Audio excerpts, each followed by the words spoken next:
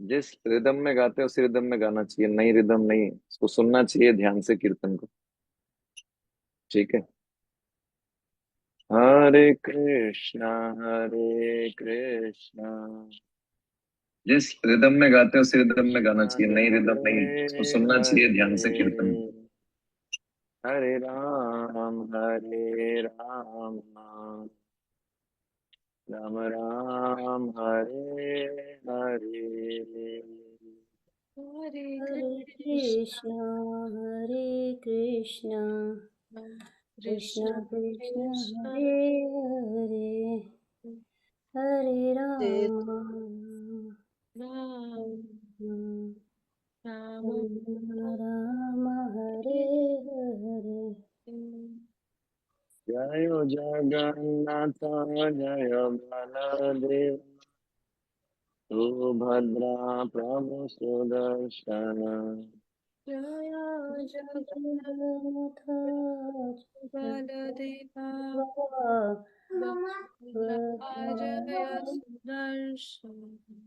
जय जय प्रभुपाद प्रभुपाद प्रभुपाद प्रभुपाद। जय जय जय जय प्रभुपाद प्रभुपाद प्रभुपाद जय जय प्रभुपाद। जय विष्णुपाद परमहंस परिव्राज काचार्य स्टोर दर्शक कृष्ण कृपा मूर्ति श्री श्रीमद भय चरणारविंद भक्ति वेदांत स्वामी श्री प्रभुपाद महाराज की जय। जय इस्कॉन बीबीटी संस्थापक आचार्य कृष्ण कृपा मूर्ति श्री श्रीमद अभय चरणारविंद भक्ति वेदांत स्वामी श्री प्रभुपाद महाराज की जय। नित्य लीला प्रविष्ट जयम विष्णुपाद परमहंस परिव्राज काचार्य स्टोर दर्शक कृष्ण कृपा मूर्ति श्री श्रीमद भक्ति सिद्धांत सरस्वती गोस्वामी प्रभुपाद की जय। अनंत कोटि वैष्णव भक्त वृंद की जय। नामाचार्य श्रील हरिदास ठाकुर की जय। प्रेम से गौ जय श्री कृष्ण चैतन्य प्रभु नित्यानंद श्री अद्वैत गदाधर शिवासादि गौर भक्त वृंद की जय।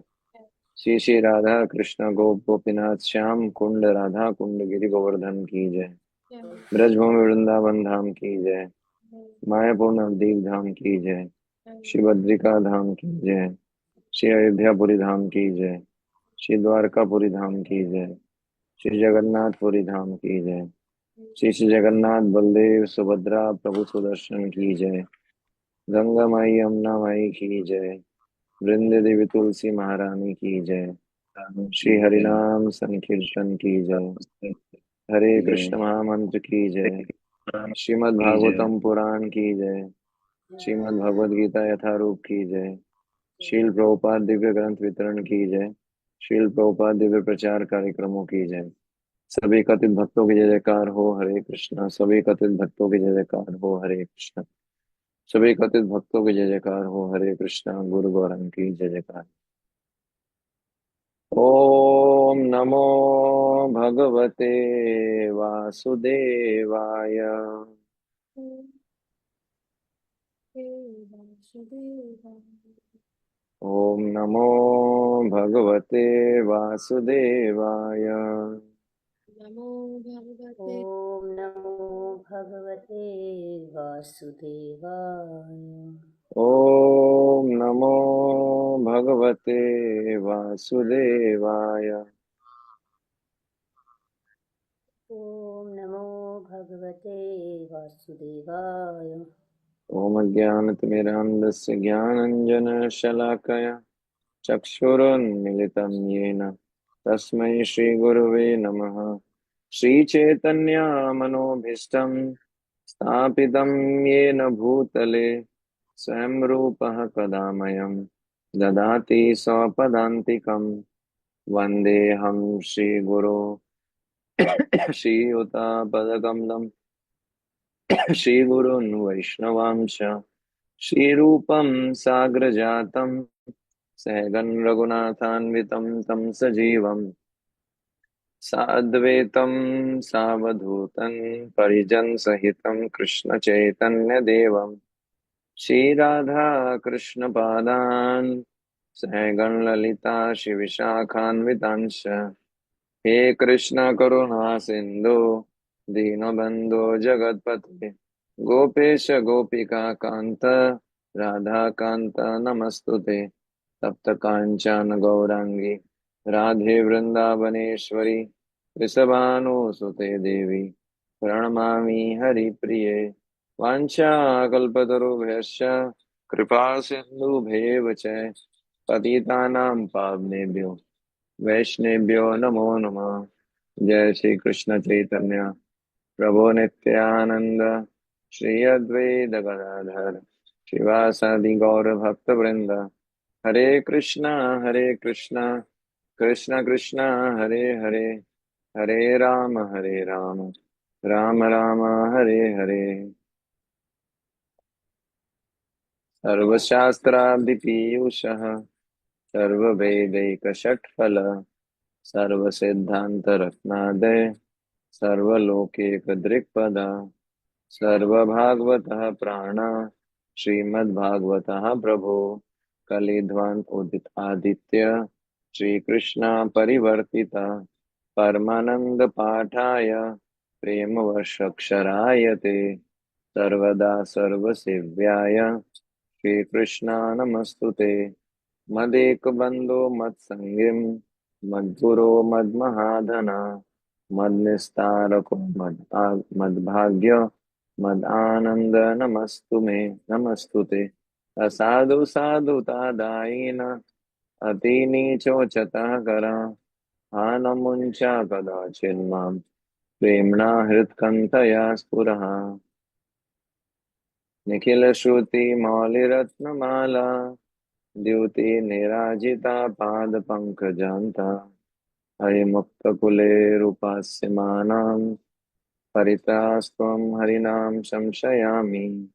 नीलाचलनिवासाय नित्याय परमात्मने बलभद्रसुभद्राभ्यां जगन्नाथाय ते नमः। नमस्ते गिरिराजाय श्रीगोवर्धननामिने अशेषक्लेशनाशाय परम आनन्ददायिने मनोजवं मारुतुल्यवेगं जितेन्द्रियं बुद्धिमतां वरिष्ठं वातात्मजं वानरयूथमुखं श्रीरामदूतं शरणं प्रपद्ये।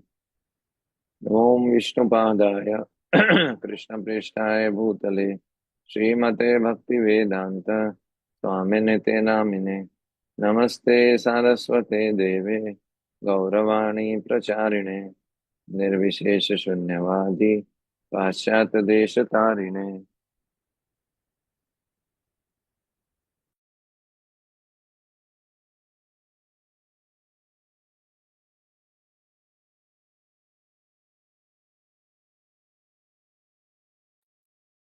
हरे कृष्णा।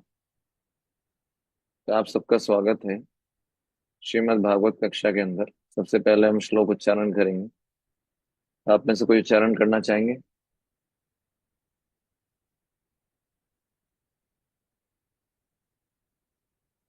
यस, राघवी माता जी।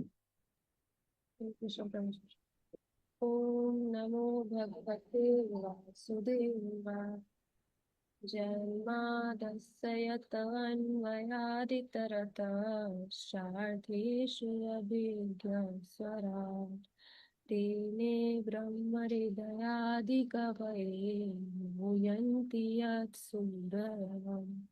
तेजो वारिमिदां यथा विनिमयो त्रिसर्गो विशाम् धाम्ना स्वेन सदा निरस्तकुहकं सत्यं परं धीमहि। और कोई? हरे कृष्णा प्रभु जी। हम्म। ओम नमो भगवते आपका नाम क्या है वासुदेव। माता जी? मेरा नाम सुमित्रा। तो इसको आप लिख सकते हैं ना, रेडमी नोट 9 की जगह। लिखेंगे। हम्म। हम्म। हम्म। हरे कृष्णा प्रभु जी। हाँ, हरे ओम कृष्ण। नमो भगवते वासुदेवाय। जन्मादस्य यतोऽन्वयादितरतश्चार्थेष्वभिज्ञस्वराट् तेने तेने ब्रह्महृदाय आदिकवये मुह्यन्ति यत्सूरयः तेजो वारिमृदां यथा विनिमयो यत्र त्रिसर्गो अमृषा धाम्ना स्वेन सदा निरहं सत्यं परं धीमहि। हरे कृष्ण। हरे कृष्णा माता जी, आपने पिछला क्लास अटेंड किया था नहीं एक्चुअली? प्रभु जी, हाँ, नहीं तो करूँ। उसको, तो ये श्लोक जो है, इसका उच्चारण करने का एक विधि हमने बताया था, इसलिए जो है वो इसको जो है शार्दुल विक्रीडित छंद में उच्चारण किया जाता है। इसका एक विधि हमने डिस्कस किया था, तो वो उस विधि के अनुसार आपने उच्चारण नहीं किया। आपने उच्चारण तो किया, लेकिन वो विधि के अनुसार सही नहीं था। चलिए, कोई बात नहीं। हाँ, रासमयी माता जी। हरे कृष्ण प्रभु जी, साधक प्रणाम। हाँ। ओम नमो भगवते वासुदेवाय। जन्मादस्य यतोऽन्वयादितरतश्चार्थेषु अभिज्ञस्वराट् तेने ब्रह्महृदायादिकवये मुह्यन्ति सूरयः तेजो वारिमृतां यथा विनिमयो यत्र त्रिसर्गो मृषा धाम्ना स्वेन सदा निरस्तकुहकं सत्यं परं धीमहि। हरे कृष्ण। हरे कृष्ण। अच्छा प्रयास किया आप सबने। तो ये जो है इस श्लोक में, जैसे हमने पहले भी बताया था, ये शार्दुल विक्रीडित छंद में लिखा गया है। इसमें श्लोक इस श्लोक में 4 लाइनें हैं जिनको चरण बोला जाता है। तो हर चरण में 19 शब्द होंगे, 19 अक्षर होंगे, और हर 12 अक्षर के बाद रुकना होता है। हाँ, तो यहाँ पर इतरतस के बाद थोड़ा रुक के फिर अगले शब्द बोलने होते हैं। आदि कव्य के बाद रुकने के बाद फिर अगले शब्द बोलने होते हैं। तो अगर आप सुनेंगे नहीं क्लास ठीक से, तो आपको समझ में नहीं आएगा। तो आपको रेगुलर आना चाहिए और ठीक से सुनना चाहिए, तब जाके आप ठीक से उच्चारण कर पाएंगे। ठीक है। हम्म। ठीक है प्रभु जी। और दूसरा, जब हम इसको साथ उच्चारण करेंगे तो इसको, जैसे जन्मादि अस्य, ये अलग अलग बोल के उच्चारण किया है। तो जब अलग अलग बोल के उच्चारण करेंगे तो इसको अलग अलग बोलना चाहिए, जन्मादि अस्य। लेकिन जब साथ में बोलेंगे तो इसको बोलेंगे जन्मादस्य।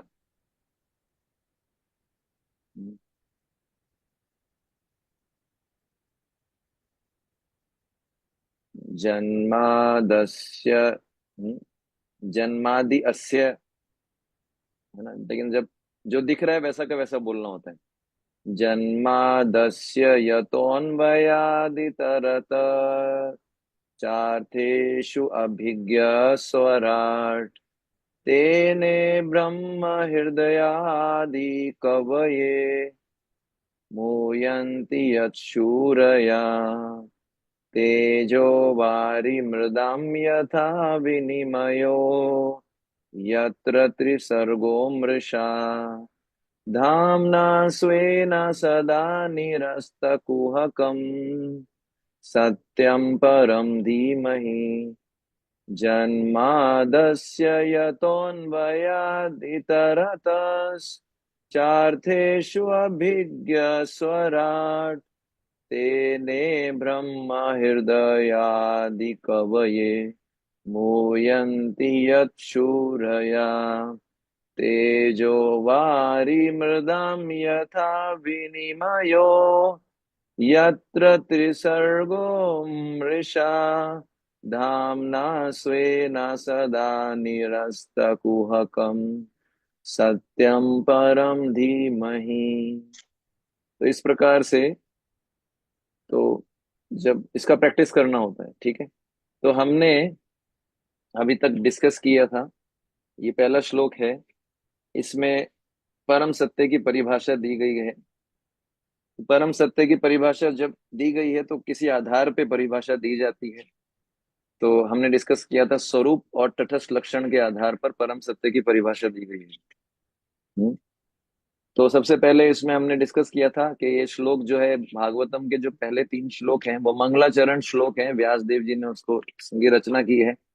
मंगलाचरण श्लोक क्यों रचे जाते हैं? ताकि ग्रंथ जब वो रचना कर रहे हैं ग्रंथ की, तो निर्विघ्न रूप से ग्रंथ समाप्त हो पाए, कोई इसमें विघ्न ना है। तो इसलिए जो है मंगलाचरण जो है लिख रहे हैं, मंगलाचरण के रूप में 3 श्लोक लिख रहे हैं स्टार्टिंग में। मंगलाचरण भी 3 प्रकार का होता है, आशीर्वादात्मक, नमस्कारात्मक और वस्तु निर्देशात्मक। तो इस श्लोक में नमस्कारात्मक और वस्तु निर्देशात्मक मंगलाचरण को काम में लिया गया है। ये श्लोक संबंध तत्वों को दर्शाता है। तो इसमें जो है हमने सबसे पहले चर्चा किया था कि धीमहि शब्द पे चर्चा किया, धीमहि। धीमहि, तो धीमहि शब्द का अर्थ होता है ध्यान करता हूं, ध्यान करते हैं, बहुवचन। तो इसका मैंने अर्थ बताया था कि शिला व्यासदेव जी सारे जीवों को निमंत्रण दे रहे हैं कि आइए आप सब, हम सब मिलके भगवान श्री कृष्ण पे ध्यान करते हैं। और ध्यान से शिला जीव गोस्वामी बोलते हैं, ध्यान का अर्थ क्या है, जिस वस्तु पे ध्यान किया जा रहा है और जो ध्यान करने वाले हैं वो अलग अलग हैं। तो इससे वो मायावाद का खंडन करते हैं कि जीव और भगवान अलग अलग हैं। तो हमारा जो है फिलॉसफी जो है वो अचिंत्य भेदा भेद है, ना तो अद्वैत ना द्वैत। 2 तरह का फिलॉसफी है। हम्म, अद्वैतवाद जो है वो शंकराचार्य जी ने दिया, जीव और भगवान एक है। और एक है शुद्ध द्वैत, मध्वाचार्य, शुद्ध द्वैत। हम्म, शुद्ध द्वैत का मतलब क्या है, जीव और भगवान दोनों अलग अलग हैं। ठीक है। लेकिन हमारा जो फिलॉसफी है, ना तो शुद्ध द्वैत है ना अद्वैत है। ठीक है। हमारा फिलॉसफी क्या है, अचिंत्य भेदा भेद। हम्म,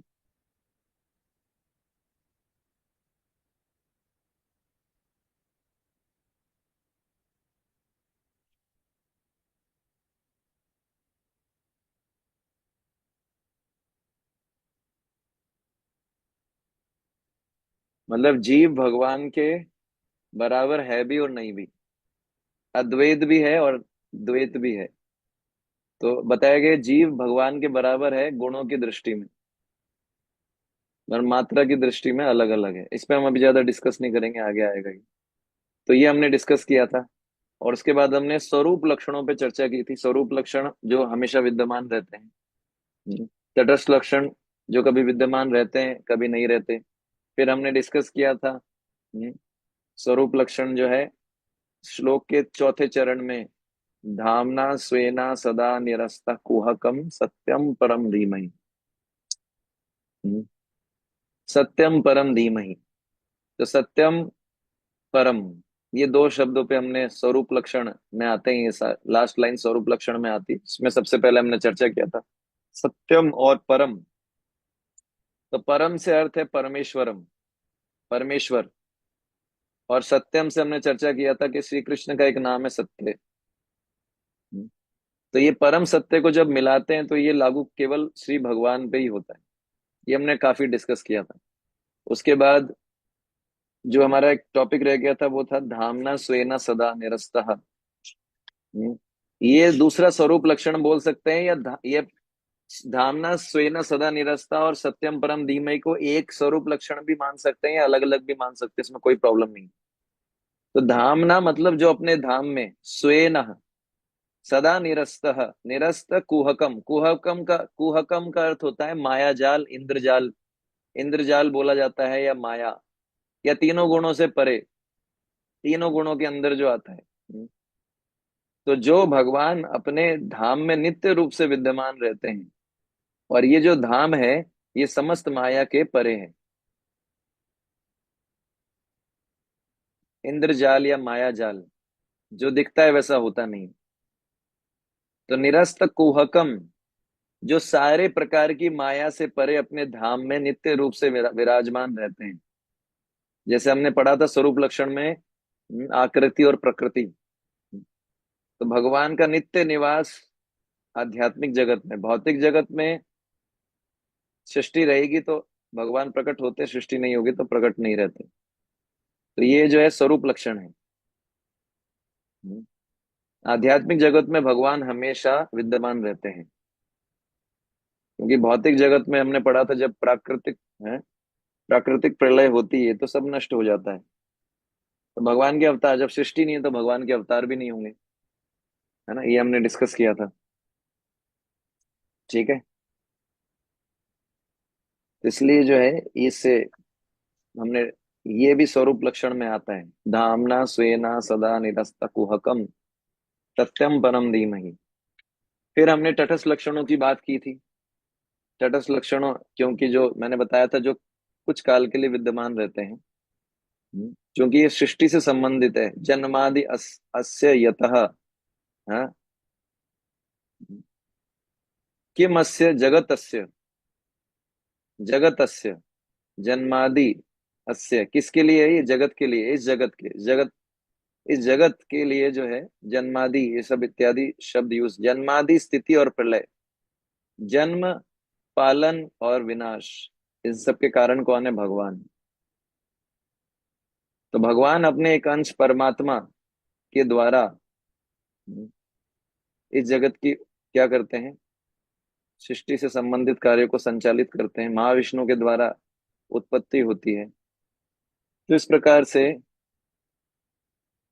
भगवान जन्म आदि है, और फिर प्रलय भी होता है। जन्म, दूसरी दृष्टि में देखा जाए, प्राइमरी क्रिएशन, सर्ग तो भगवान ही करते हैं, विसर्ग ब्रह्मा जी करते हैं। तो भगवान अपने अंशों के माध्यम से संसार का सृष्टि करते हैं, पालन करते हैं, विनाश करते हैं। ये हमने चर्चा किया था। फिर हमने प्रलय के बारे में डिस्कस किया कि 4 प्रकार के प्रलय होते हैं। नित्य प्रलय है, जो हर क्षण हो रहा है। नैमित्तिक प्रलय ब्रह्मा जी के एक दिन में एक बार होता है। आत्यांतिक प्रलय, इसको मोक्ष बोला गया है। प्राकृतिक प्रलय, जो ब्रह्मा जी के 100 साल पूरे होने पे होता है। फिर जो है सेकंड हमने चर्चा किया था, अन्वयात इतरतः च अर्थेषु अभिज्ञ। तो यहाँ पर अभिज्ञ शब्द का अर्थ है चेतन। भगवान जानते हैं, उनकी सृष्टि में क्या हो रहा है सब जानते हैं, प्रत्यक्ष और अप्रत्यक्ष रूप से अवगत है। जैसे इसमें आगे हम पढ़ेंगे कि प्रभुपाद जी उदाहरण देंगे एक इंजीनियर का। तो ये हमने डिस्कस किया था। अन्वय, अन्वय इतरत, अन्वय का अर्थ ये भी होता है कि जो पॉजिटिवली किसी वस्तु के बारे में बोलना हो, उसको अन्वय बोलते हैं। हमेशा कृष्ण को याद रखें। और इतरता का अर्थ होता है नेगेटिव सेंस में बोलना, कभी कृष्ण को ना भूलें। और ये किस लिए काम में लिया जाता है? ताकि किसी चीज पे दृढ़ करने के लिए हमेशा कृष्ण को याद रखिए, कभी कृष्ण को भूलिए मत। तो इससे दृढ़ता आती है। तो ऐसे बहुत सारे सेंटेंस हैं, वाक्य हैं पूरे शास्त्रों में, जिसमें बताया गया भगवान के कारण ही सृष्टि होती है, और अगर भगवान ना हो तो सृष्टि ना होगी। ये इतरतस। तो इस प्रकार से भगवान को बताया गया है कि इस जगत के सृष्टि, पालन और संहार भगवान के कारण ही होता है। ठीक है। फिर हमने डिस्कस किया था स्वराट, है? तो भगवान पूरी तरीके से स्वतंत्र हैं। तो जीव जो है वो भी अभिज्ञ है, मतलब चेतन है। जीव जो है जीव भी चेतन है। जब अभिज्ञ की चर्चा कर रहे थे तो हमने बोला था कि प्रधान और काल जो है सृष्टि का कारण नहीं है, उपादान कारण नहीं है। उपादान कारण है, लेकिन ओवरऑल परम कारण नहीं है। अल्टीमेटली उपादान कारण भी भगवान ही है, और निमित्त कारण भी भगवान है। ठीक है। तो प्रधान और जो काल है वो चेतन नहीं है। तो फिर कोई ऑप्शन उठा सकता है, तो जीव तो चेतन है, तो क्या जीव कारण है इस सृष्टि का, पालन का, संहार का? तो फिर अगला शब्द आता है सौराट। जीव सौराट नहीं है, स्वतंत्र नहीं है। यहाँ पर ये तटस्थ लक्षण है परम सत्य का, कि वो स्वतंत्र होने चाहिए। तो यहाँ पर पता लगता है कि जीव स्वतंत्र नहीं है। क्यों नहीं है जीव स्वतंत्र? क्योंकि जीव जो है भगवान पे डिपेंड है। नित्यो नित्यानाम चेतनश्चेतनानाम एको बहुनाम यो विदधाति कामान। जीव अपने अपने सर्वाइवल के लिए भगवान पे डिपेंड है। जीव को भगवान भी ज्ञान भी भगवान देते हैं। तो ब्रह्मा जी कारण है, ब्रह्मा जी भी कारण नहीं, क्योंकि ब्रह्मा जी को सृष्टि का ज्ञान भगवान ने ही दिया। हम्म, ठीक है। तो स्वराट तो सौराठ कौन है? तो ठीक है, फिर देवी देवता इत्यादि। तो फिर कोई पूछ सकता है चलो ठीक है, ब्रह्मा जी कारण है, तो ब्रह्मा जी जो है कारण है, ब्रह्मा जी। उसमें पॉइंट आता है, ब्रह्मा जी को ये ज्ञान कैसे मिला? क्या ब्रह्मा जी गुरुकुल गए थे? नहीं। ब्रह्मा जी को ज्ञान दिया तेने ब्रह्म हृदय आदि, हृदय, हृदय या आदि कवि, हृदय में ज्ञान दिया भगवान ने। हम्म, तो इसलिए ब्रह्मा जी भगवान पे डिपेंडेंट है। ठीक है। तो फिर हमने डिस्कस किया था उपादान कारण, जो इंग्रेडिएंट होता है ना। कुमार का उदाहरण लिया था। मिट्टी, जल और अग्नि उपादान कारण है, निमित्त कारण क्या है? चक्रिका, कुम्हार। तो यहाँ पर संसार बनाने का उपादान कारण क्या है? ऐसा प्राइमरली है। आप देखेंगे कि प्रधान यानी प्रकृति और काल, इनकी सहायता से बनता है, पर ये आता कहाँ से? रॉ मटेरियल संसार को बनाने का ये भगवान से ही आता है। पंच तत्व इत्यादि ये सब कहाँ से आता है? भगवान से आता है। निमित्त कारण क्या है ना? उपादान कारण में आ गया जो रॉ मटेरियल है। निमित्त कारण में जो माध्यम बने, जैसे काल प्रधान, वो निमित्त में आता है, या देवी देवता या इत्यादि। तो ये माध्यम बने, लेकिन अल्टीमेटली मटेरियल किसने दिया? और जब तक भगवान दृष्टिपात नहीं करते तब तक जो है जीव जो है प्रविष्ट नहीं होते महत तत्व में। तो ये तो जड़ है ना।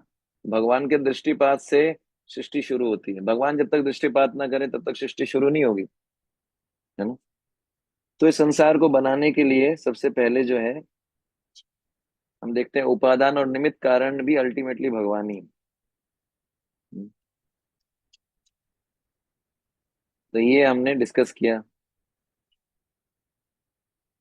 जन्माद्यस्य यतोऽन्वयादितरतश्चार्थेष्वभिज्ञ स्वराट् तेने ब्रह्म हृदय आदि मुह्यन्ति यत् शूरया, है मुह्यन्ति ये शूरा, सूरया शूरी। जो बड़े बड़े महान संत देवता इत्यादि सब, ये सारे के सारे जो है ये भगवान, भगवान के शक्ति है ये।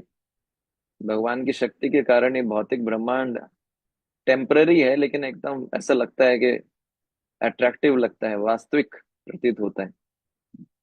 तो बड़े बड़े देवता लोग भी मोहित हो जाते हैं भगवान को समझने में। हम्म, तो ये हमने डिस्कस किया था। ठीक है। और फिर तेजोवार किस प्रकार से मोहित हो जाते हैं? जैसे अग्नि में जल, हम्म, या जल में स्थल देखकर। जैसे हम देखते हैं कि अग्नि के अंदर अग्नि जलती है, उसके ऊपर ऐसा लगता है कि जल जैसा है, पर जल होता नहीं है, तो हम भ्रमित हो जाते हैं। उसी प्रकार से माया के द्वारा ये संसार इस प्रकार से रचित किया गया है कि बड़े से बड़े देवता लोग भी भ्रमित हो जाते हैं। तो मैंने उदाहरण बताया था इंद्रप्रस्थ में माया सभा जो थी, माया दानव ने बनाई थी, वो इस प्रकार से थी कि जहां पर दुर्योधन कंफ्यूज हो गया। जहां पर लगा कि जल है वहां जमीन थी, जहां लगा जमीन है वहां जल था। तो ये भौतिक संसार जो है ये इतना वास्तविक लगता है, इतना जो है अट्रैक्टिव लगता है, परंतु ये क्या है? क्षण भंगुर है, टेम्पररी है ये। ऐसा नहीं है कि ये अवास्तविक है, ये वास्तविक है। ये इल्यूजन नहीं है। संसार जो है ये क्या है? ये जो है ऐसा नहीं है कि जगत ब्रह्म सत्य जगत मिथ्या, मिथ्या नहीं है, ये वास्तविक है, लेकिन ये टेम्पररी है। यत्र ते सर्ग अमृषा। तो तीन गुणों के प्रभाव के त्रिसर्ग, तीन गुणों के प्रभाव से भगवान की माया शक्ति क्या है? तीन गुण, तीन गुणों के प्रभाव से। तो ये क्या अमृषा का अर्थ क्या होता है? जो वास्तव में नहीं है पर लगता है।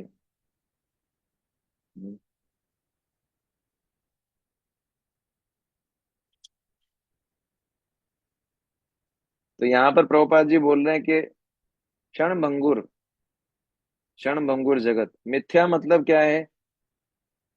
मिथ्या मतलब जो नहीं है।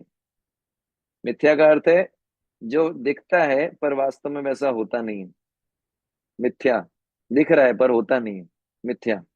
क्षणभंगुर यहाँ पर प्रभुपाद जी बता रहे हैं, इसका अर्थ क्या है कि कुछ समय के लिए वो है, फिर विलुप्त हो जाता है।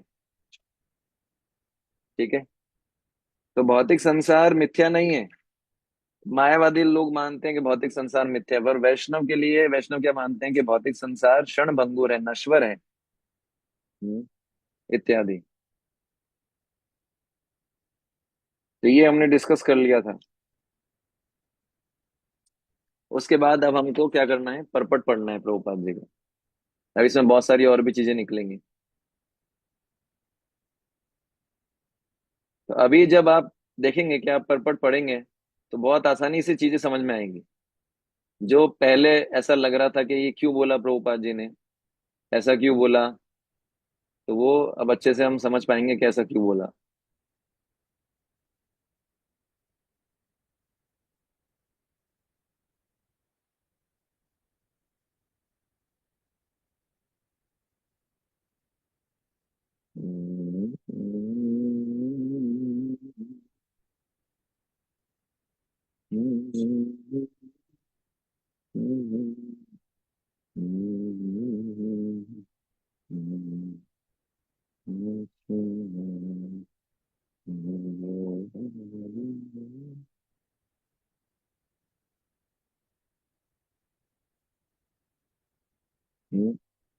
तो ये जो है, ये हम सेंड कर देंगे ग्रुप के अंदर। तो ये पी मतलब पैराग्राफ 1, P2 मतलब पैराग्राफ 2। तो हम जो है पैराग्राफ 1 जब देखेंगे तो प्रभुपाद जी ने, ये देखिए पैराग्राफ 1। तो आप में से कोई पढ़ेंगे पैराग्राफ 1? हाँ, पैराग्राफ 1 का जो विषय वस्तु है वो क्या है, वासुदेव। अब आप देखेंगे कैसे। यस, हरे कृष्ण प्रभु जी, पढ़िए। मैं बोलूं? भगवान श्री वासुदेव को नमस्कार करना प्रत्यक्ष रूप से वसुदेव तथा देवकी के दिव्य पुत्र भगवान श्री कृष्ण को इंगित करता है। इस तथ्य की अधिकाधिक व्याख्या इस ग्रंथ में स्पष्ट रूप से की जाएगी। यहाँ पर श्री व्यासदेव दृढ़तापूर्वक कहते हैं कि श्री कृष्ण ही आदि भगवान है और अन्य सभी रूप उनके प्रत्यक्ष या अप्रत्यक्ष रूप, पूर्ण अंश या भिन्नांश है। शिव अभी जी रुक सकते हैं। तो ये अब प्रश्न उठता है कि प्रभुपाद जी ने शुरू क्यों किया यहाँ से, यहाँ से क्यों शुरू किया भगवान वासुदेव को नमस्कार करना, क्यों प्रभुपाद जी ने यहाँ से शुरू किया? कोई बताना चाहेगा आप में?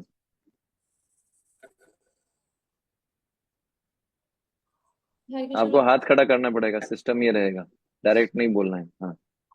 प्रभु जी, क्योंकि स्टार्ट ही यहाँ से हो रहा है, ओम नमो भगवते वासुदेव। हाँ, तो जब आपको शब्दों का अर्थ पता होगा तो आपको परपट क्यों, प्रभुपाद जी ने क्या लिखा है, क्यों लिखा है, क्लियर होगा बिल्कुल। यहाँ पर श्लोक की शुरुआत कैसे हुई है, ओम नमो भगवते वासुदेवाय। ओम नमो भगवते वासुदेवाय क्या है, ये व्यास देव जी जो है प्रणाम कर रहे हैं भगवान वासुदेव को। तो मैंने बताया था आपको कि भगवान वासुदेव जो है व्यास देव जी के इष्ट हैं।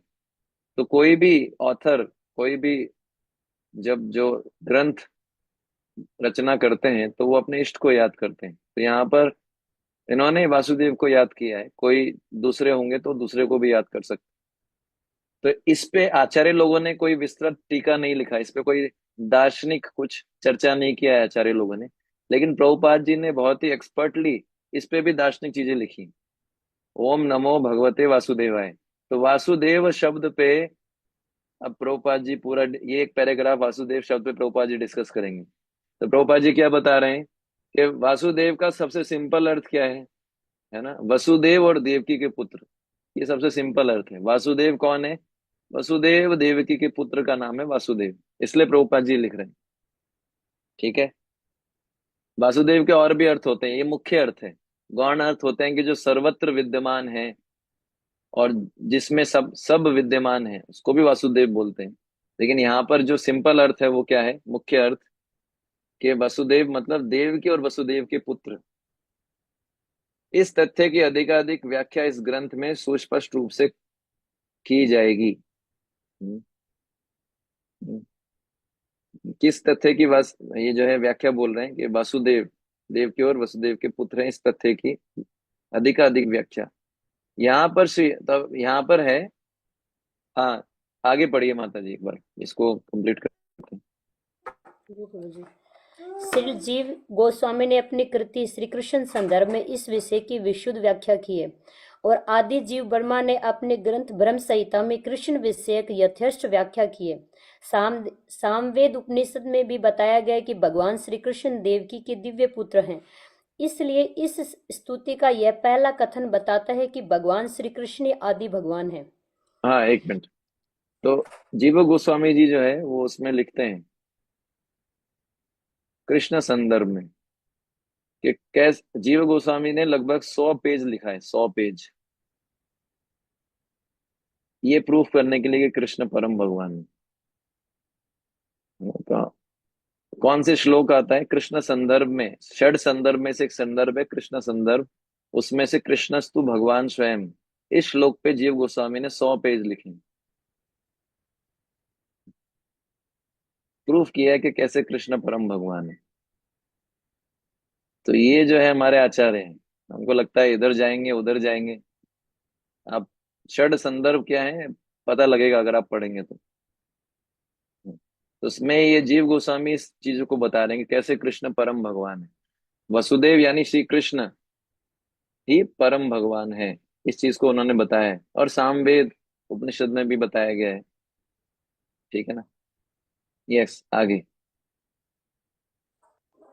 यदि परम भगवान किसी दिव्य नाम से जाने जा सकते हैं तो वह श्री कृष्ण शब्द ही होना चाहिए, जिसका अर्थ है सर्वाकर्षण। श्रीमद् हाँ, भगवत एक गीता में मिनट। तो इसमें बहुत इंपॉर्टेंट चीज लिखी है प्रभुपाद जी ने, लॉजिकली प्रभुपाद जी लिख रहे हैं लॉजिकली कि भगवान मतलब टॉप मोस्ट होना चाहिए, भगवान मतलब जो सबको आकर्षित करे वही तो भगवान है, राइट? तो लॉजिकली भगवान का नाम भी ऐसा होना चाहिए जो सबको आकर्षित करे। तो कृष्ण, कृष्ण और ना, ये जो शब्द है कृष्ण का अर्थ है सर्व, सबको आकर्षित जो करते हैं, सर्व सर्व आकर्षक। और ना का जो है सूचित करता है आनंद, आनंद, आनंद प्रदान करते हैं। हाँ, तो भौतिक चीज भी हमको आकर्षित करती है, लेकिन भौतिक जो सुंदरता है वो जो है दुख प्रदान करती है आकर्षित करने के बाद। पर कृष्ण जो है वो आध्यात्मिक सुंदर है, आध्यात्मिक रूप से सुंदर है। कृष्ण जब हमको आकर्षित करते हैं तो क्या होता है, हमारा मन जो है कैसा हो जाता है? कृष्ण से जब हम आकर्षित होते हैं तो क्या है, हमको आनंद की प्राप्ति होती है। माया से जब आकर्षित होते हैं तो हमको दुख की प्राप्ति होती है। जो जो सबको आकर्षित करते हैं, तो जो भगवान का मतलब ही हुआ जो सबको आकर्षित करें। अगर वो सबको आकर्षित नहीं कर पाए, भगवान शब्द का डेफिनेशन क्या है? तो इसलिए कृष्ण शब्द जो है, जितने अगर भगवान के जितने भी रूप हैं उसमें से कृष्ण जो है वो सर्वोत्कृष्ट प्राकट्य है। उसी प्रकार से भगवान के जितने भी नाम है उसमें सबसे महत्वपूर्ण नाम है कृष्ण। सबसे महत्वपूर्ण नाम क्या है? कृष्ण। इसको मुख्य नाम बताया गया है। 3 प्रकार के नाम होते हैं, मुख्य, गौण और माधुर्य। हाँ, तो ये जो कृष्ण नाम है सबसे महत्वपूर्ण नाम है। और ऐसा बताया गया कि 1000 विष्णु के नाम एक राम नाम, 3 राम नाम एक कृष्ण नाम के बराबर। तो इनडायरेक्टली एक कृष्ण नाम 3000 विष्णु के नाम के बराबर। तो भगवान के जितने भी नाम है उसमें सबसे इंपॉर्टेंट नाम है कृष्ण, इसलिए हरे कृष्णा जपना चाहिए। बहुत तरीके से प्रूफ किया जा सकता है। आप राधे राधे जपोगे, बहुत अच्छी बात है। क्या हरे कृष्णा में हरे शब्द राधा जी को सूचित नहीं करता? आप एक बार 108 माला पे राधे राधे, 108 बार राधे राधे जपोगे, यहाँ पर आप 108 बार 16 शब्द बोल रहे हो, उसमें 8 बार श्रीमती राधा रानी का नाम आ रहा है और 3000 बार कृष्ण, एक कृष्ण का नाम, यानी 3000 विष्णु के नाम। अब बताइए कौन ऐसा जो है बुद्धिमान व्यक्ति नहीं होगा जो ये हरे कृष्णा मंत्र छोड़ के कुछ और जपेगा? अरे भैया, बुद्धि बुद्धि दिया है भगवान ने, इतना सब कुछ एक मंत्र में आ गया, फिर इधर उधर जाने का जरूरत क्या है? 8, यानी आप 8 × 108 बार श्रीमती राधा रानी का नाम जप रहे हो, साथ साथ में कृष्ण का भी नाम जप रहे हो। इससे ज्यादा बेनिफिट और कहाँ मिलेगा? लेकिन अब पता नहीं कलयुग का प्रभाव ऐसा कि उसको समझ नहीं पाते हम लोग। तो ये बता रहे हैं कि जितने भी नाम है भगवान के, उसमें से कृष्ण जो है सर्वोत्कृष्ट नाम है, सबसे इंपॉर्टेंट नाम है। यस, आगे। श्रीमद् भगवत गीता में श्री भगवान ने कई स्थलों पर स्वयं को आदि भगवान घोषित किया है और इसकी पुष्टि अर्जुन द्वारा तथा श्री नारद मुनि, श्री व्यास देव आदि महान मुनियों द्वारा की गई है। पद्म पुराण में यह भी कहा गया कि भगवान के असंख्य नामों में से श्री कृष्ण नाम सर्व प्रमुख है। वसुदेव नाम श्री भगवान के पूर्ण अंश का सूचक है और उनके अन्य सभी रूप जो वासुदेव से अभिन्न हैं इस ग्रंथ में बताए गए हैं। वासुदेव नाम विशिष्ट रूप से वसुदेव तथा देवकी के दिव्य पुत्र का सूचक है। सन्यासियों में सिद्ध परमहंसों द्वारा भगवान श्री कृष्ण का निरंतर ध्यान किया जा सकता है। हाँ, तो यहाँ पर क्या बता रहे हैं, जैसे मैंने बताया कि जो है पद्म पुराण में ही बताया गया है कि असंख्य जो भगवान का नाम है उसमें से कृष्ण नाम सर्व प्रमुख है। तो ये इसमें इसलिए देखिए आप, प्रभुपाद जी ने इस लाइन को लिया है, ओम नमो भगवते वासुदेवाय। वासुदेव को समझाने के लिए प्रभुपाद जी ने इस पे भी विस्तृत जो है फिलोसफिकल एस्पेक्ट बता दिया। ठीक है ना? ठीक है, तो ये फर्स्ट में था। सेकंड में प्रभुपाद जी इस विषय को कवर कर रहे हैं, जन्मादि अस्य यतः। सेकंड वाले पैराग्राफ में दो चीजें प्रभुपाद जी कवर कर रहे हैं, जन्मादि अस्य यतः। इस शब्द की प्रभुपाद जी व्याख्या करेंगे सेकंड वाले श्लोक पैराग्राफ में, और श्रीमद् भागवत का इतिहास बताएंगे। नेक्स्ट कोई और पढ़ना चाहेगा?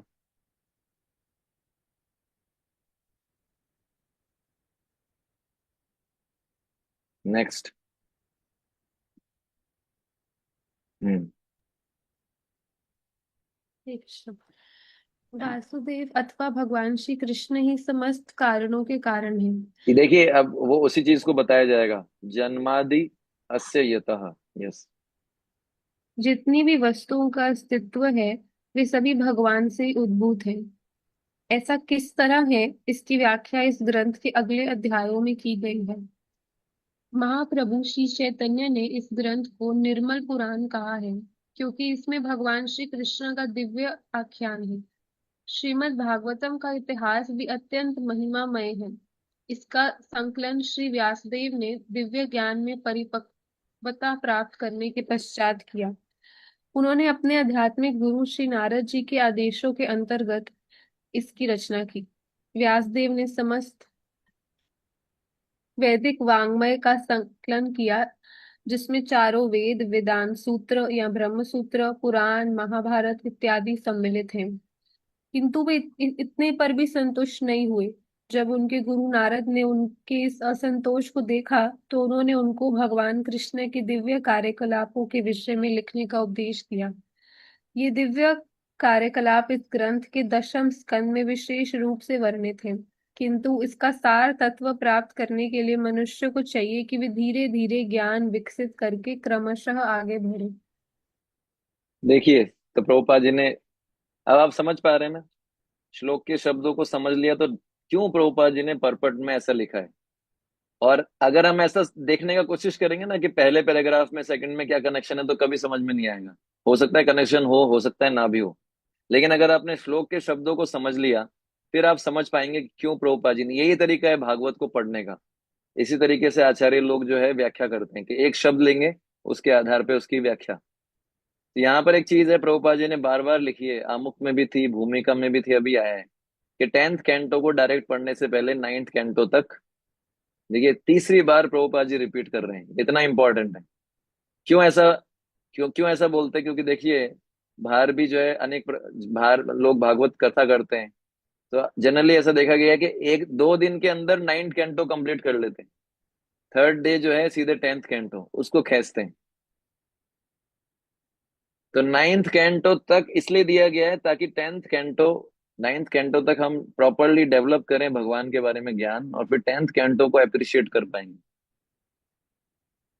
इसलिए जो है ऐसे ही दिया है। प्रभुपाद जी बोल रहे हैं क्रम पूर्वक उसको पढ़ना चाहिए, पहले स्कंद से दूसरे स्कंद से धीरे धीरे, ऐसा नहीं कि सीधे 10वें स्कंद पे जंप किया और फिर जो है इसमें रासलीला को पढ़ रहे हैं।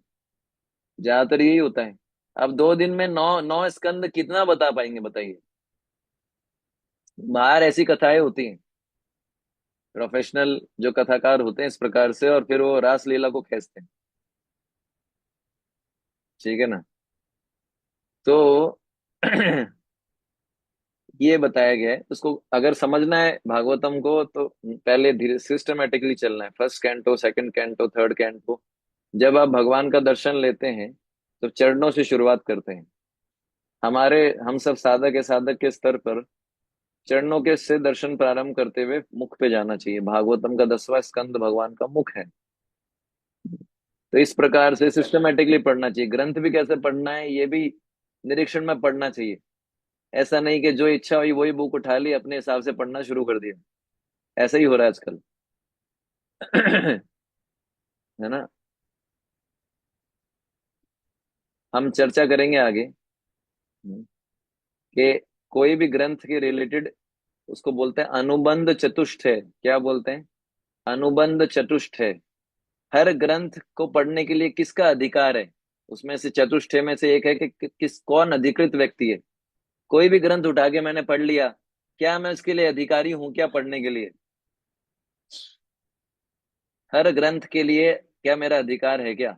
ये कवर होता है अनुबंध चतुष्टय। जब आएगा आएगा मैं बताऊंगा आगे श्लोक, जब चर्चा करेंगे तब आएगा। सेकंड थर्ड, जब थर्ड स्पेशली थर्ड श्लोक चर्चा करेंगे उसमें हम चर्चा करेंगे। हम्म, ठीक है ना। तो इसमें बताया गया है ये चीज इंपॉर्टेंट। जैसे विग्रह का दर्शन लेते हैं, चरणों से शुरू करते हैं, मुख पे आते हैं, उसी प्रकार से भागवतम को भी सिस्टमेटिकली पढ़ना चाहिए, क्रमशः, धीरे धीरे धीरे। ठीक है, कभी कोई फेस्टिवल है कुछ है तो वो पर्टिकुलर सेक्शन पढ़ लिया, पर रेगुलर रीडिंग में धीरे धीरे धीरे धीरे सिस्टमेटिकली। ठीक है ना। तो ये सेकंड पैराग्राफ है। हम थर्ड देखेंगे। थर्ड में प्रभुपाद जी इसको और अच्छे से एक्सप्लेन कर रहे हैं। अब जन्मादि अस्य यतः है। नेक्स्ट कौन पढ़ेंगे आप?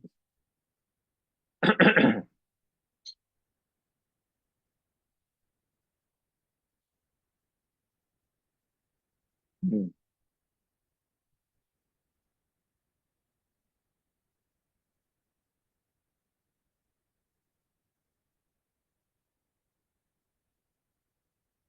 आपको रेडी रहना पड़ेगा। यस, आयुषी माता जी। श्री कृष्ण प्रभु के साथ हैं। यह स्वाभाविक है कि चिंतनशील मनुष्य सृष्टि का उद्गम जाना जाता है। रात्रि में वह आकाश में तारों को देखता है और स्वाभाविक है कि वह उनके निवासियों के विषय में कल्पनाएं करता है। ऐसी जिज्ञासा मनुष्य के लिए स्वाभाविक है क्योंकि चेतना विकसित अ, चेतना विकसित है। की जो चेतना। पशु सॉरी क्योंकि उसकी चेतना विकसित है जो पशुओं की तुलना में उच्च है। श्रीमद् भागवतम के रचयिता ऐसी जिज्ञासाओं का सीधा उत्तर देते हैं। वे कहते हैं कि भगवान कृष्ण समस्त सृष्टियों के उद्गम हैं। वे न केवल ब्रह्मांड की सृष्टा हैं वरन उनके संहारता भी हैं। सनहर्ता। संहर्ता भी हैं। इस दृश्य जगत की उत्पत्ति भगवान की इच्छा से किसी काल में होती है। कुछ काल तक इसका परिपालन होता है और तब उनकी ही इच्छा से इसका संहार हो जाता है। अतएव समस्त जागतिक कार्यों के पीछे उनकी परम इच्छा होती है। निसंदेह ऐसे अनेक नास्तिक हैं जो सृष्टा पर विश्वास नहीं करते हैं, किंतु वे अल्प अल्प ज्ञान के कारण ऐसा करते हैं। उदाहरणार्थ, आधुनिक विज्ञानी ने अंतरिक्ष उपग्रह बनाए जिन्हें किसी न किसी युक्ति से बाह्य बाह्य आकाश में प्रक्षिप्त किया जाता है और दूर बैठे वैज्ञानिक के निर्देशन से यह कुछ काल तक आकाश में उड़ते हैं। इसी प्रकार असंख्य तारों तथा ग्रहों इसी प्रकार असंख्य तारों तथा ग्रहों से युक्त सारे ब्रह्मांड भगवान की बुद्धि द्वारा नियंत्रित होते हैं। हरे कृष्ण। हरे कृष्णा। तो इसमें प्रभुपाद जी इसी को समझा रहे हैं, है ना? जैसे कोई भी चिंतनशील मनुष्य होता है उसके मन में जिज्ञासा होती है बचपन में। जैसे आपने देखा होगा कई बार छोटे बच्चे होते हैं, पूछते हैं कि ये ऐसा कैसे, ये ऐसा कैसे। ये तारों को देख के पूछते हैं ये क्या है, चांद को देख के पूछते हैं ये क्या है। तो ये जो है मनुष्य के लिए बारे में बता था, तो ब्रह्म जिज्ञासा। अब चूंकि आपको मनुष्य जीवन प्राप्त हो गया है, तो आपको जिज्ञासा करनी चाहिए। तो ये प्रभुपाद जी समझा रहे हैं। मनुष्य और पशु में अंतर क्या है कि पशु जो है वो कोई जिज्ञासा नहीं करता। पशु का काम है खाना, सोना, बच्चे पैदा करना, लड़ाई करना, बस। तो मनुष्य डिफरेंट कैसे है पशुओं से, वो जिज्ञासा कर सकता है। तो किस तरह की जिज्ञासा? जिज्ञासा करना ही मनुष्य को मनुष्य बनाता है। था तो ब्रह्म जिज्ञासा, ब्रह्म के बारे में जिज्ञासा करो। तो इस प्रकार से जिज्ञासा होती है। तो अनेक प्रकार की जिज्ञासा है, लोग भी जिज्ञासा करते हैं सृष्टि कैसे बनी, साइंटिस्ट लोग भी सोचते हैं। वो बोलते हैं कोई जो है, क्या बोलते हैं उसमें, गॉड पार्टिकल। इतना एक्सपेरिमेंट कर रहे हैं ये पता लगाने के लिए कि कैसे सृष्टि बनी, पर स्वीकार नहीं करते इतनी आसानी से। भागवत में बताया गया है कृष्ण ही सृष्टि पालन संहार के आदि कारण है, खत्म, दैट्स ऑल। लेकिन उनको लगता है नहीं नहीं है। तो ये सारी जिज्ञासाओं का, सारे प्रश्नों का उत्तर क्या है? भगवान श्री कृष्ण। तो इस सृष्टि भी भगवान करते हैं, पालन भी भगवान करते हैं, और संहार भी भगवान करते हैं। तो इसको प्रभुपाद जी एक उदाहरण से समझा रहे हैं कि जो आधुनिक विज्ञानी है वो एक उपग्रह सैटेलाइट को भेजता है, और वो विज्ञानी जो है अपने लैब के अंदर या जो भी रूम है वहां बैठे बैठे उसको कंट्रोल करता है। आपने देखा होगा ना, कंट्रोल रूम होता है, बहुत सारे वैज्ञानिक बैठे रहते हैं एक सैटेलाइट को कंट्रोल करने के लिए। तो जब एक इतने सारे वैज्ञानिक एक सैटेलाइट को कंट्रोल कर सकते हैं, तो क्या भगवान की बुद्धि, क्या भगवान की बुद्धि कितनी श्रेष्ठ है। तो प्रभुपाद जी उदाहरण से बता रहे हैं, भगवान की बुद्धि के द्वारा सब कुछ नियंत्रित होता है, जिस प्रकार से वैज्ञानिकों की बुद्धि के द्वारा एक सैटेलाइट नियंत्रित होता है। तो ये इसमें प्रभुपाद जी बता रहे हैं। तो ये समझाते हैं। अब देखिएगा पैराग्राफ 4 में जो है हमने जो डिस्कस किया था, स्वरूप लक्षण के बारे में आएगा। परम, परम परमेश्वरम। अब देखिए प्रभुपाद जी इसको टच करेंगे। पढ़िए नेक्स्ट, कोई और पढ़ेंगे। हरे सेम। कृष्ण प्रभु साधु प्रणाम। हाँ। वैदिक साहित्यों में वैदिक साहित्य में ये कहा गया है कि परम सत्य पुरुषोत्तम भगवान समस्त पुरुषों में प्रधान है। प्रथम सृजित जीव ब्रह्मा से लेकर एक छोटे से छोटी चींटी तक सारे जीव ही जीव हैं। इसमें देखिए एक चीज आ रही है कि बता रहे हैं परम सत्य परमेश्वरम। मैंने बताया था ना ईश्वर एक हो सकते हैं, लेकिन परम शब्द की जब हमने व्याख्या की थी तो मैंने बताया था परमेश्वर, है ना। तो पुरुष यहाँ क्या लिख रहे हैं? परम सत्य पुरुषोत्तम भगवान समस्त पुरुषों में प्रधान है। जितने भी पुरुष हैं उनमें सबसे प्रधान कौन है? भगवान। तो परमेश्वर शब्द की व्याख्या याद आ रही है आपको? हाँ। ब्रह्मा से ऊपर ऊपर भी अपनी अपनी क्षमताओं वाले अन्य अन्य व्यक्तित्व हैं, और भगवान भी ऐसे ही व्यक्तित्व हैं। जिस तरह अन्य जीव व्यक्ति हैं, उसी तरह भगवान भी एक व्यक्ति है। किंतु परमेश्वर या परम पुरुष में उत्कृष्टतम बुद्धि होती है, और उनमें विभिन्न प्रकार की श्रेष्ठतम अचिंत्य शक्तियां होती हैं। यदि मनुष्य का मस्तिष्क अंतरिक्ष अंतरिक्ष उपग्रह बना सकता है, तो कोई भी बहुत आसानी से कल्पना कर सकता है कि मनुष्य से उच्चतम कोटि का मस्तिष्क ऐसे आश्चर्यजनक वस्तु बना सकता है जो कहीं अधिक श्रेष्ठ हैं।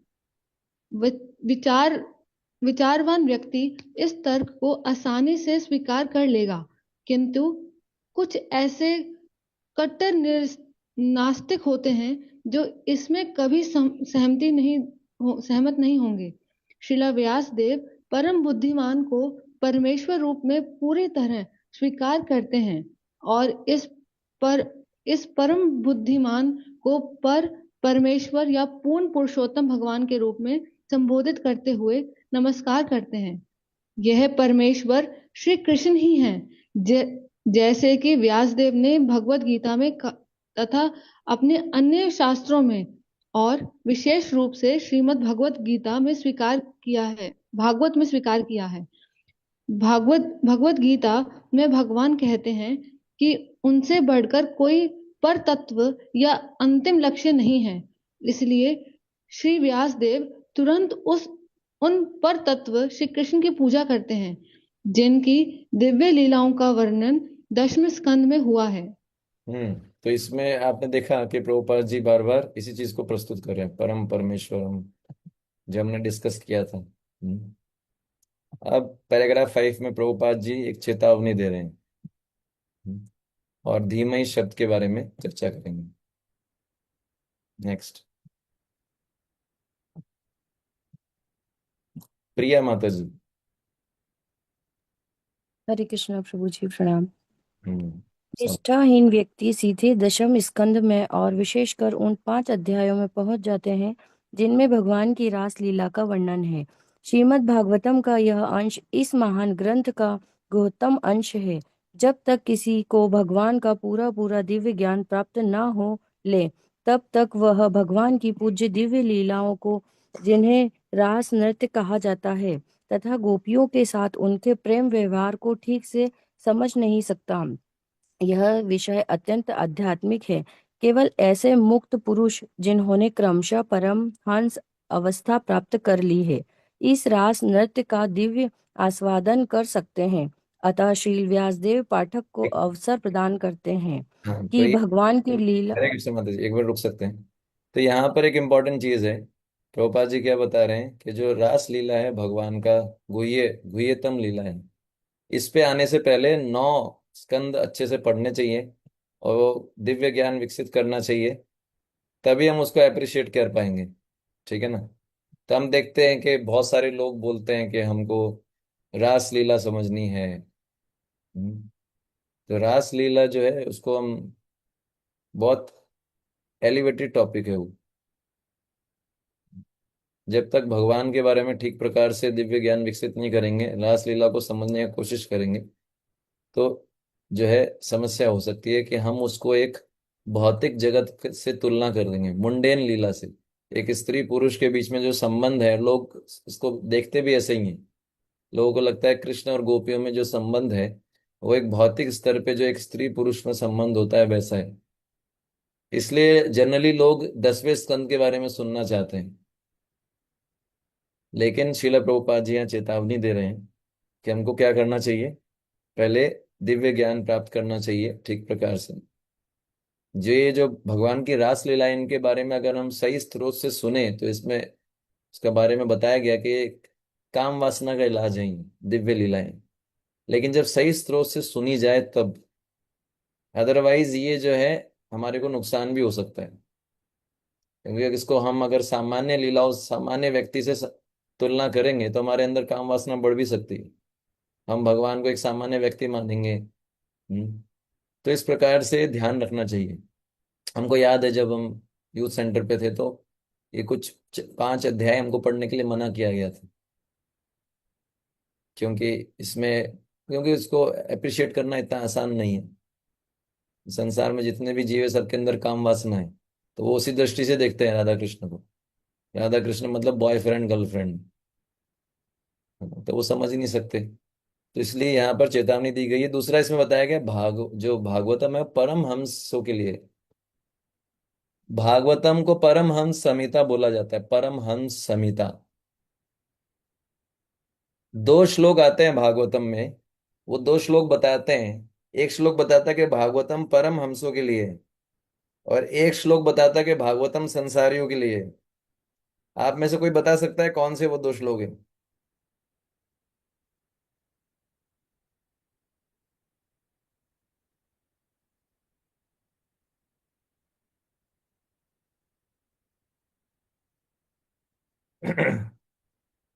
कोई बताना चाहेंगे आप में से? ऐसा श्लोक जिसमें जो बताता है भागवतम परम हंसों के लिए, और एक ऐसा भी श्लोक है जो बताता है कि भागवतम संसारियों के लिए। यस। तो प्रभु जी जिसपे निर्मत्सरा नाम सताम की वो वाला शायद ये बताता है कि मतलब आई एम जस्ट गेसिंग ये अच्छा परम। प्रयास किया था आपने, लेकिन वो श्लोक नहीं है। और कोई, और कोई ट्राई करना चाहेंगे?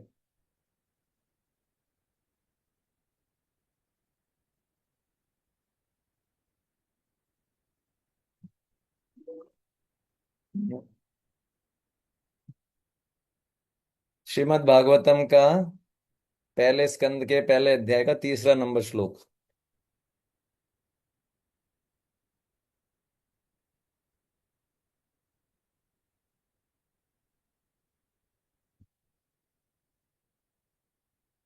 उसमें एक शब्द आता है, भूवि भावुकः।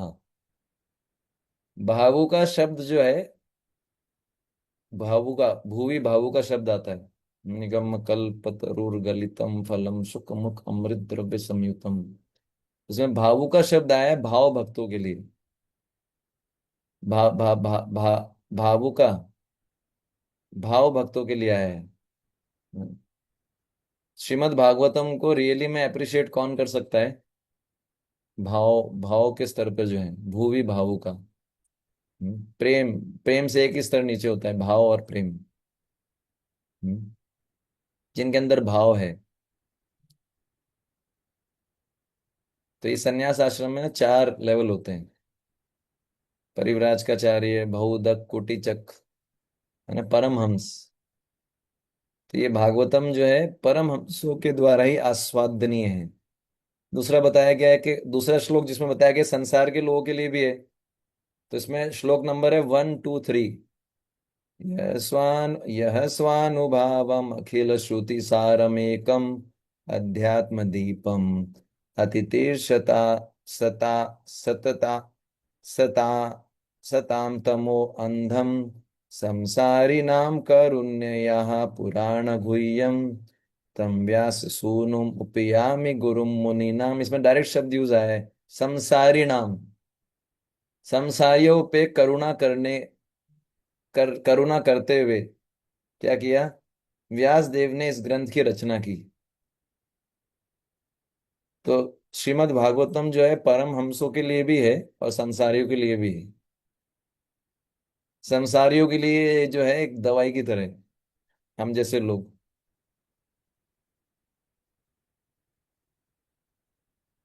हम्म। तो ये बताया गया है। फिर जो है यहाँ पर, अब आगे पढ़िए। अब यहाँ पर एक इंपॉर्टेंट कंसेप्ट आएगा। हरे कृष्णा। हाँ। अतः श्रील व्यासदेव पाठक को अवसर प्रदान करते हैं कि भगवान की लीलाओं के सार का आस्वादन करने के पूर्व वे धीरे धीरे आत्म साक्षात्कार का विकास करें। इसलिए वे जानबूझकर गायत्री मंत्र धीमहि का आवाहन करते हैं। यह गायत्री मंत्र अध्यात्म में बढ़े चढ़े व्यक्तियों के निमित्त है। जब कोई गायत्री मंत्र का उच्चारण करने में सफल हो जाता है, तब वह भगवान की दिव्य स्थिति तक प्रवेश पा सकता है। अतः गायत्री मंत्र के सफल जप के लिए मनुष्य में ब्राह्मण जैसे गुणों का समावेश होना चाहिए, या फिर उसे पूर्ण रूप से सतोगुणी होना चाहिए। तभी वह भगवान के नाम, यश, गुणों आदि की दिव्य अनुभूति प्राप्त कर सकता है। तो यहाँ पर एक बहुत महत्वपूर्ण चीज बताई गई है। यहाँ पर एक शब्द काम में ले रहे हैं, धीमहि। धीमहि शब्द जो है गायत्री मंत्र को सूचित करता है। गायत्री मंत्र जो है, अनेक प्रकार के गायत्री मंत्र होते हैं। सूर्य गायत्री, गो गो गोपाल काम गायत्री, गुरु गायत्री। तो ये जो गायत्री मंत्र होते हैं, अनेक प्रकार के मंत्र होते हैं। इसको जप करने का एक विधि होता है। ऐसे ही नहीं कि आप इसको कैसे भी जप कर लो। जैसे जो सूर्य गायत्री है, जिसके सामान्यतः लोग टेप चला लेते हैं। तो गायत्री मंत्र का पूरा लाभ चाहिए तो उसका उसको व्यक्ति को सतोगुण में होना चाहिए, ब्राह्मण वाले गुण होने चाहिए। है, समय दमस्तप शौचम शांतिर आर्जवम एव च ज्ञानम विज्ञानम आस्तिक्यम ब्रह्म कर्म स्वभावजम। कि उसको साफ सुथरा रहना पड़ेगा, है ना, मन को नियंत्रित करना पड़ेगा, इंद्रियों को नियंत्रित करना पड़ेगा। तपस्या करना पड़ेगा, सादा जीवन बिताना पड़ेगा, शास्त्र पढ़ना पड़ेगा। तो इत्यादि ये जो ब्राह्मण के लक्षण है सतोगुणी, जितना ज्यादा उसमें सतोगुण होगा उतना ठीक से गायत्री जप कर पाएगा। गायत्री जप ऐसा नहीं कि नींद से उठा गायत्री जप करना शुरू कर दिया, मुंह मुंह भी धोया नहीं, ऐसा नहीं होता, उसका कोई लाभ नहीं मिलता। गायत्री जप करने के लिए स्नान करना आवश्यक बताया गया है, पर्टिकुलर डायरेक्शन में बैठ के गायत्री जप किया जाता है। तो पर ये यहाँ पर क्यों बताया गया है? कोई बता सकता है आप में से यहाँ पर ये चीज क्यों बताई गई?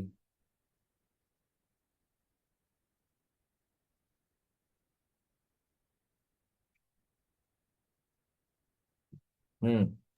प्रभु जी, ये श्लोक ही गायत्री श्लोक है ये, इसलिए सत्यम परम धीमहि, ये गायत्री, ये खुद ही गायत्री है। वो ठीक है, लेकिन क्यों बताया गया है? हरे कृष्णा प्रभु जी, सादर प्रणाम। प्रभु जी, जैसे प्रभुपाद ने पहले बोला है कि हम 10th कैंटो तक डायरेक्ट स्किप नहीं कर सकते, हमारे को पहले कुछ प्रिपरेशन करनी पड़ेगी 9th कैंटो तक। तो ये हम्म। धीमहि से स्टार्ट किया कि आप थोड़ा अपना कॉन्शियसनेस बिल्ड करना स्टार्ट करो, और जब तक वहां तक पहुंचेंगे हम, तब तक हम थोड़े मैच्योर हो जाएंगे उनको समझने के लिए। हाँ, तो इसको ऐसा बताते हैं, इसका कारण है कि जिस प्रकार से गायत्री मंत्र ठीक से जप करने के लिए, सफल सफल होने के लिए उसमें व्यक्ति को सतोगुण चाहिए, उसी प्रकार से भगवान की लीलाओं को समझने के लिए, भागवतम को अगर समझना है तो अपने आप को सतोगुण में रखना पड़ेगा। भागवतम जो है शुद्ध सत्व में है, सतोगुण से भी ऊपर।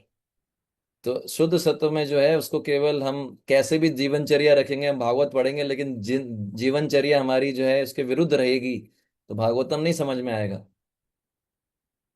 भागवतम को समझना है तो भागवतम को जीवन में लागू करना पड़ेगा।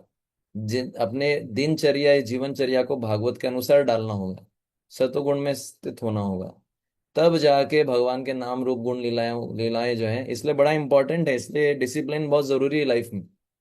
इसलिए डिसिप्लिन, जब हमने 3D प्रिंसिपल की चर्चा की थी तो डिसिप्लिन को फर्स्ट बताया था, क्योंकि जब तक हम डिसिप्लिन में नहीं रहेंगे हम सतोगुण में रह ही नहीं सकते। हो सकता है कि आप भगवान के नाम प्रेमी हो, लेकिन कब अगले दिन जो है काम प्रेमी बन जाओ कोई नहीं बोल सकता। हो सकता है आज आप 64 माला करने की इच्छा कर रही हो, कल आपका मन कुछ और बोलेगा, क्योंकि ये जो है ये रजोगुण के प्रभाव के कारण होता है। सतोगुण में रहना चाहिए। सतोगुण में रहने से फायदा क्या है? समय पे खाना, समय पे सोना, हर काम समय पे करना। जितना सतोगुण बढ़ेगा उतना जो है सत्वगुण के विकास से हम चीजों को सही रूप में समझ पाएंगे, उतना ही और जितना सतोगुण होगा भागवतम को अप्रिशिएट कर पाएंगे। तो भागवतम ऐसा नहीं कि केवल पढ़ना है, इसको जीवन में लागू करना चाहिए, अपने जीवन को वैसे ही डालना पड़ेगा, तब भागवत अच्छे से समझ में आएगा। अगर जीवन में लागू नहीं करेंगे तो वो केवल कोरा ज्ञान रहेगा, उससे कोई ज्यादा चेंज नहीं होने वाला। तो इसलिए जो भी हम श्रवण करते हैं, पठन करते हैं, इसको लागू करना चाहिए, इस दृष्टि से पढ़ना चाहिए, इस दृष्टि से श्रवण करना चाहिए, इसको जीवन में लागू कर पाए। कई बार पूछा जाता है प्रभु जी इतना पढ़ रहे हैं कुछ फर्क ही नहीं पड़ रहा, क्योंकि हम ठीक से पढ़ ही नहीं रहे, ठीक से सुनते ही नहीं है। सुनने का अर्थ केवल, ज्यादातर लोग तो सुनते ही, सुनने के भी 4 स्टेप है, ये हमने कई बार बताया है। पहला होता है कान से श्रवण करना, दूसरा है मनन करना, तीसरा है निधि ध्यासन, चौथा है वंदना। ज्यादातर लोग पहले स्टेप में ही नहीं कर पाते। जैसे अभी देखिए बहुत सारे डिवोटीज का वीडियो ऑफ है, सबसे बेस्ट आगे आएगा, सबसे बेस्ट बताया गया केवल आप भागवत सुनो और कुछ मत करो। भागवत सुनना अपने आप में एक सेवा है, भागवत श्रवण अपने आप में भक्ति का एक अंग है। भागवत श्रवण करके परीक्षित महाराज ने 7 दिन के अंदर भगवान को प्राप्त कर लिया। सोचिए कितना पावरफुल है श्रवण, और हम इसको कैसे लेते हैं। श्रवण करते करते कितनी बार हम बता चुके हैं, लेकिन अब तो असर ही नहीं होता। सबसे बेस्ट है कि भागवत श्रवण करते समय केवल भागवत श्रवण करे, कुछ दूसरा काम नहीं होना चाहिए, द बेस्ट। तभी वो भागवत श्रवण अंदर जाके असर करेगा। वरना सुनते रहते हैं, साथ में सब्जी बना रहे हैं, रोटी बना रहे हैं, दूसरे टीवी देख रहे हैं, दूसरे काम कर रहे हैं, कितनी बार बताया जाए कुछ असर ही नहीं हो रहा। क्यों नहीं हो रहा? फॉलो ही नहीं करते लोग, और होगा भी नहीं। बहु जन्मे करे कोई श्रवण कीर्तन, कितना भी रगड़ लो और एक दिन हम नास्तिक बन के छोड़ दो, भैया कुछ असर नहीं हो रहा। इसमें गलती किसका है? प्रोसेस का गलती है। आपने इंस्ट्रक्शंस को ठीक से समझा ही नहीं, कुछ होता ही नहीं प्रभु जी भक्ति से। कैसे होगा? आप ठीक से कर रहे हो क्या? प्रोसेस को दोष देने से कुछ नहीं होता। नाम जप करना है, केवल नाम जप करना है, और कोई पैरेलल एक्टिविटी नहीं करनी है। उसको ठीक से करना है, बैठ के एक एक शब्द को अच्छे से उच्चारण करना है। क्लास सुननी चाहिए तो केवल क्लास सुननी चाहिए, सबसे बेस्ट ये। उसका भी विधि बताया गया है, आगे आएगा, कि प्रॉपरली जो है नोट्स बनाने चाहिए, है ना, ठीक से। तो वो ज्यादातर लोग पहले लेवल को ही पार नहीं कर पाते, श्रवण कान से ही नहीं कर पाते ठीक से। तो उसके बाद तो बहुत ही विरले लोग हैं जो पहुंच पाते हैं मनन पे।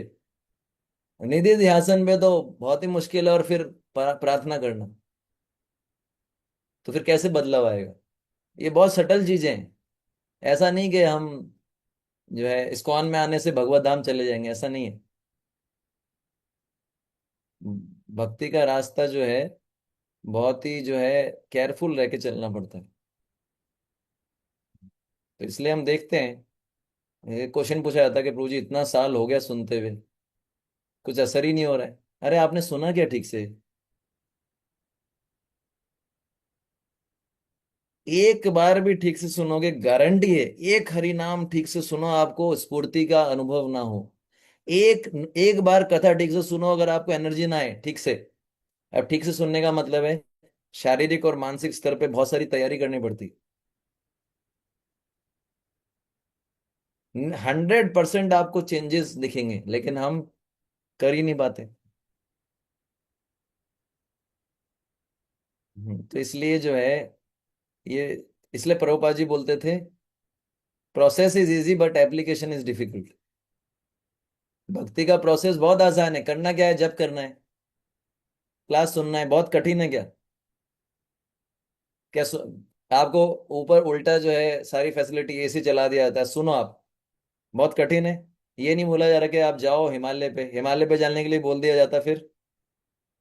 पर process is easy but application is difficult. क्योंकि हम बहुत सारी जो है समस्याएं हैं, हम नियमित नहीं रह पाते। एक दिन आएंगे मंगल आरती में और 10 दिन गायब। एक दिन वीडियो ऑन करके श्रवण करेंगे और फिर वही आदतें, आदतें खराब है, इतनी गहरी गंदी आदतें पड़ी हुई है। बहुत ही कठिन है इनसे बाहर निकलना, इतना आसान नहीं। और फिर जो कोई सुधारना चाहता है सुनते ही नहीं हम। मन मर्जी करना है, तो मन मर्जी करना है तो वही मिलेगा जो मिलता है। कुछ बदलाव नहीं होगा, अगर होगा तो बहुत स्लो होगा। और अगर आप तब तक सरवाइव कर लिए तो बहुत अच्छी बात है, वरना आप खुद ही बोलोगे कुछ नहीं होता भैया, भक्ति भक्ति से छोड़ो, दूसरी चीज दूसरी जगह चलते हैं। ठीक से करना पड़ेगा, कहने का अर्थ है हर चीज को ठीक से करना पड़ेगा। One thing at one time, don't do multitasking. Chanting करते समय केवल जप कीजिए, कुछ और काम मत कीजिए। श्रवण करते समय केवल श्रवण कीजिए, अच्छे से कॉपी में नोट्स बनाइए, ध्यान से, डिस्टर्ब मत होने दीजिए। ऐसी जगह जाइए जहां कोई डिस्टर्ब ना करे, फोन ऑफ कर लीजिए। पठन करते समय आप भगवान के साथ बैठे हैं, पठन करते समय ऐसा भाव है, तो कितना सीरियसली करना चाहिए। तो जब ऐसा करेंगे तो देखिए आपको चेंज रोज नया नया फील होगा, आपको उत्साह आएगा, आपको लगेगा अरे आज भगवान क्या बताएंगे मुझे। तो ये इंपॉर्टेंट चीजें हैं।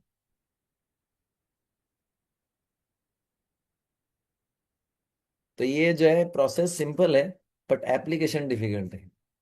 रोज रोज रोज रोज रोज रोज वही चीज करना, प्रभु जी उसमें कुछ टेस्ट ही नहीं आ रहा है, सब रोज वही है। कैसे टेस्ट नहीं आया? आएगा टेस्ट, आप ठीक से करो, टेस्ट आएगा। आता है, आता है मुझे टेस्ट, आपको भी आएगा, भगवान की कृपा से। और अपने को प्रयास करना पड़ता है, प्रयास करना पड़ेगा, और फिर भगवान कृपा करेंगे तो टेस्ट आएगा।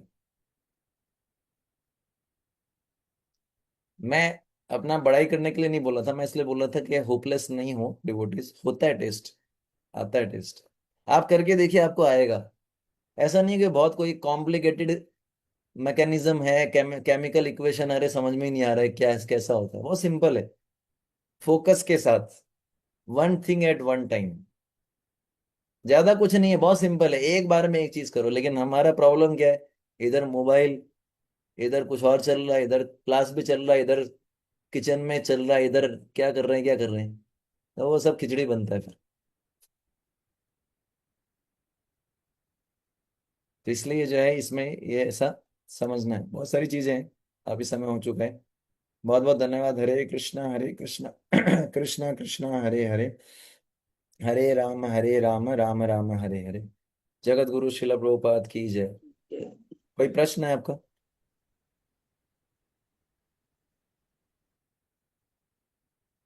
कोई प्रश्न नहीं, बहुत अच्छी बात। हाँ, हरे कृष्ण मैम। प्रभु जी, इससे क्वेश्चन नहीं है, भगवत गीता से नहीं, रीडिंग। इसी से रिलेटेड पूछना है, क्लास में क्लास से रिलेटेड।